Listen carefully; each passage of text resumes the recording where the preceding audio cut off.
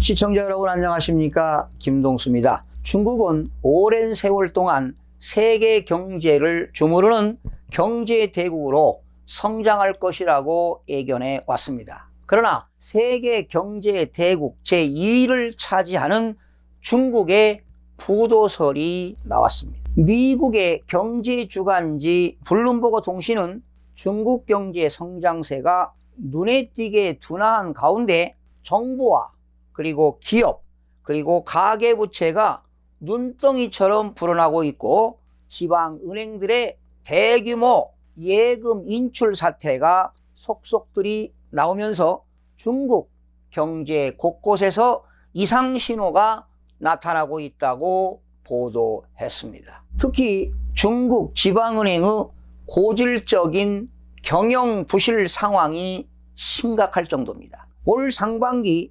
바오상은행의 신용 위기에 이어 최근엔 허난성의 은행이 연쇄 부실 조짐을 보이면서 중소은행을 둘러싼 금융 리스크가 고조되고 있습니다. 이와 함께 중국 경기 하강세가 심화되면서 실물 경제에 자금을 수혈하는 금융기관도 동반 부실해질 가능성이 커지고 있습니다. 주로 지역 경제를 지탱하는 중소기업의 유동성을 공급하는 중국 지방은행들의 위기설은 이미 오래전부터 제기가 되어 왔습니다. 중소금융기관에 대한 안팎의 우려가 고조되는 상황에서 최근 지방은행 도산서를 유포한 허난성의 여성이 구금된 것으로 전해지면서 중소은행 부실에 대한 시장의 불안감에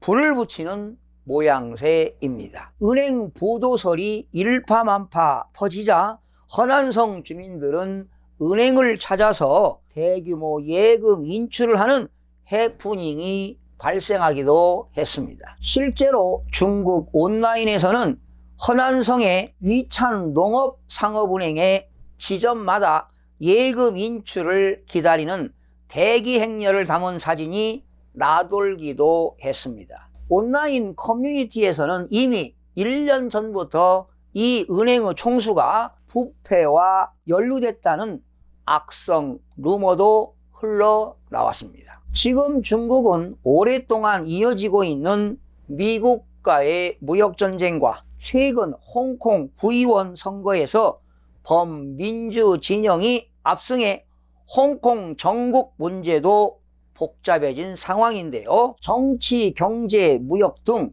곳곳에서 문제에 마주치고 있는 데다가 내부적인 금융 리스크까지 겹치면서 전례 없는 위기를 맞이하고 있습니다. 또한 중국의 4대 국유은행이 경제 전반에 잔뜩 낀 부채 버블에 문제를 해결하지 못한 탓에 최근 일부 최고위층들이 경질되는 등 문책 인사를 당했습니다. 그래도 상황이 조속히 개선되지 않으면 고강도의 인사 태풍이 뒤따를 것으로 보입니다. 중국 경제당국은 정부라든가 기업, 가계부채 등이 지고 있는 이른바 트리플 부채의 심각성을 비로소 인식하고 적극 해결할 의지를 다지려 한다는 의도로 풀이가 됩니다. 블룸버그 통신을 비롯한 외신의 최근 보도를 종합하면 현재 중국의 금융 상황은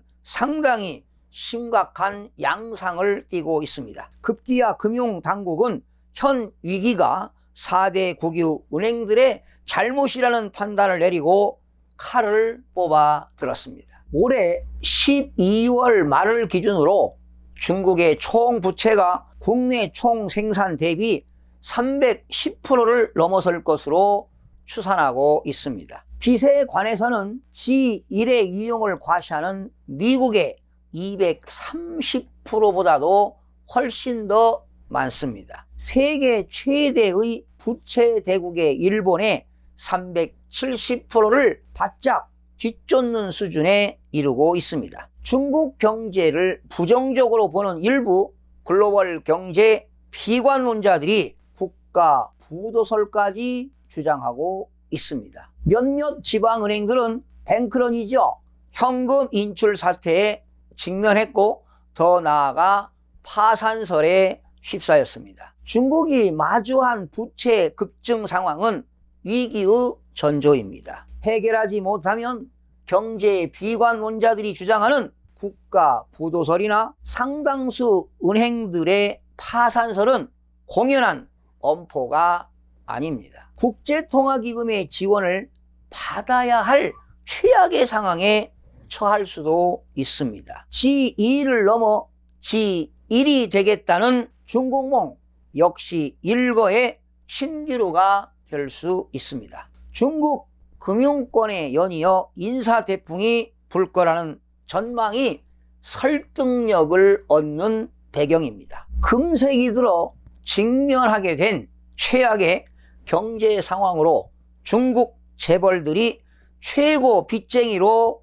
전략하고 있습니다. 일부는 출국 금지 등의 형사 처분을 받은 것으로 알려졌고 상황이 더욱 악화될 경우 너무나 과도한 빚 때문에 극단적인 선택을 할 재벌들이 나올 가능성도 없지 않습니다. 중국 재경정보에 밝은 베이징 소식 등의 전언에 따르면 중국 재벌들은 그동안 거품 속에서 헤엄을 쳤다 해도 크게 틀리지 않습니다. 미국의 필적한 내수시장 덕에 덩치를 키우면서 자신들이 소유한 기업의 사세도 확장했으나 이면에는 엄청난 빚이 초래한 부채 거품이 폭발 직전인 상황에 직면했습니다. 한때 미국의 부호를 뺨치던 내노라 하는 재벌들의 현재 상황은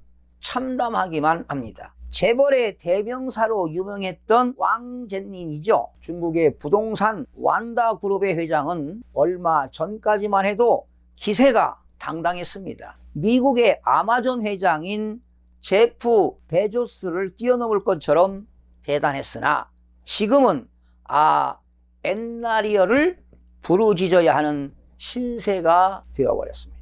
부동산을 주 업종으로 하는 완다가 지고 있는 부채가 무려 1조 위안이니까 170조 원이 되겠습니다.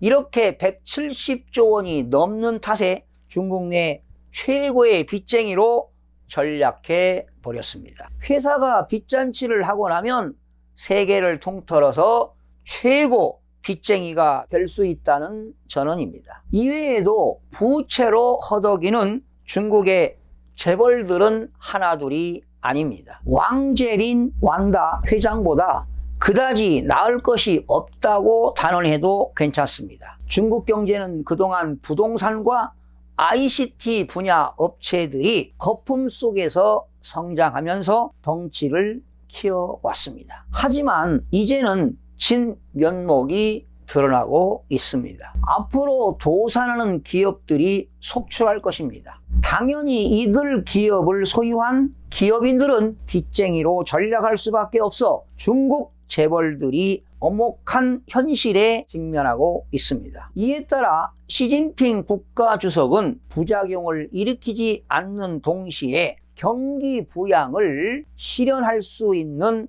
정책을 강구해야 한다는 매우 어려운 과제를 마주하게 되었습니다. 지금까지 중국 정부는 경기 부양이나 채무 불이행, 위기에 처한 은행들을 구제하는 데 적극적으로 나서지 않았습니다. 세계 3대 신용평가사인 무디스는 내년에 중국 GDP 성장률이 올해 전망치 6.2%보다 0.4%가 낮은 5.8%로 내다봤는데요. 그러면서 중국 경제는 중국 내부 문제와 무역 전쟁으로 인해 둔화세가 지속될 것이라고 설명했습니다. 중국의 경제 성장률은 2010년도에 10.6%로 정점을 찍은 후에 계속해서 하향 곡선을 그리고 있습니다. 지난해 성장률은 6.6%로 28년 만에 최저치를 기록했는데요. 올해와 내년 모두 최저치를 기록해 경신할 가능성이 상당히 커 보입니다. 글로벌 기관들은 이미 중국의 5%대 성장을 예견해 왔습니다. 국제통화기금과 투자은행인 골드만사스는 내년 경제 성장률을 5.8%로 제시했습니다. 경제협력개발기구인 OECD는 이보다 조금 낮은 5.7%를, 블룸버그는 이보다 더 높은 5.9%로 내다봤습니다. 하여튼 지금 중국 경제는 언제 터질지 모르는 시한폭탄을 안고 있습니다. 미국과 중국의 무역 협상에도 난항을 겪고 있습니다. 도널드 트럼프 미국 대통령이 중국과의 무역 협상 합의가 내년 말 미국 대선 이후로 미뤄질 수 있다고 시사했습니다. 트럼프 대통령은 나는 데드라인이 없다. 여러 가지 면에서 중국과의 합의를 선거 이후까지 기다리는 것이 나을 수 있다고 생각한다고 말했습니다. 미국은 2020년 11월에 대선을 앞두고 있는데요. 로이터 통신은 미중 무역 협상 합의가 내년 말 이후 가능할 수도 있다는 트럼프 대통령 발언이 전해지면서 유럽 주요 증시의 주가가 하락하고 중국 위안화 가치가 떨어졌다고 밝혔습니다. 많은 투자자들은 그동안 글로벌 경제를 짓눌러온 미국과 중국 간 무역 갈등이 완화되기를 기대해 왔는데요. 아마 기대치가 무너지는 것 같습니다. 한국 경제도 심상치가 않습니다. 유가증권 시장에서 외국인들은 18일째 주식을 연속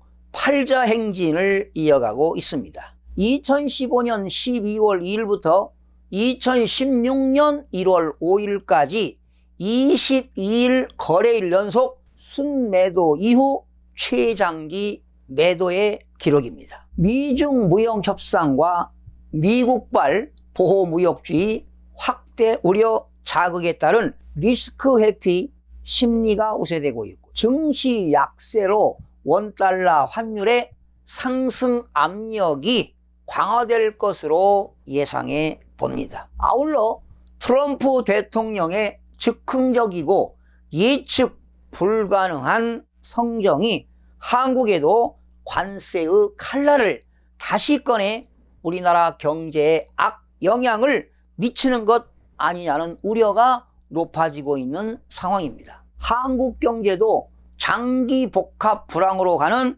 전조가 여러 곳곳에서 포착되고 있습니다. 언제 대형 사건이 터질지도 모르는 음습한 불안이 몰려오고 있습니다. 문재인 정부는 더 늦기 전에 과감한 규제 완화를 통해 투자 활성화 대책을 내놓고 경제 관련 구조 개혁을 해야 할 것입니다. 어려운 난국을 국민 모두가 슬기롭게 극복할 수 있는 지혜가 필요할 때입니다. 시청해주신 여러분 대단히 고맙습니다. 열심히 하겠습니다. 내일 아침에 찾아뵙겠습니다. 마음이 드셨다면 구독, 좋아요 꼭 부탁드리겠습니다. 고맙습니다.